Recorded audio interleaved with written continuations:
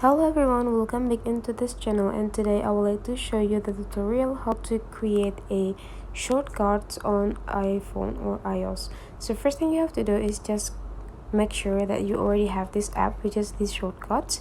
It's whenever you cannot find this application on your home screen, you just need to slide your home screen into the left side until you find the app library. In this app library, you just need to type shortcuts. If there is no applications appear on it, so means that you haven't installed it. You just need to go into the app store and go install the shortcuts for your own. But here I already installed mine, so let's open it.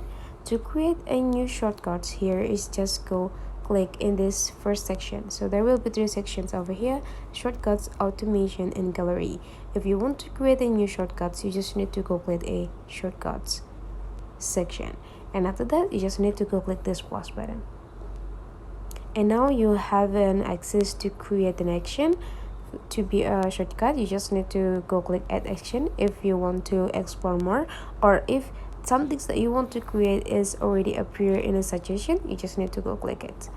But here probably I will like to show you in the add section, so you just need to go click add section, and you just need to go click explore the shortcuts that you want to have.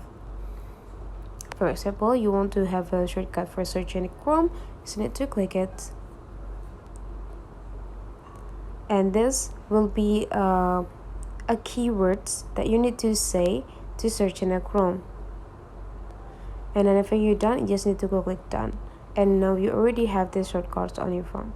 To operate or to run this shortcut, you just need to go click these three buttons to do another editing, but everything is quite fine. You just need to go click this part to just operate the shortcuts.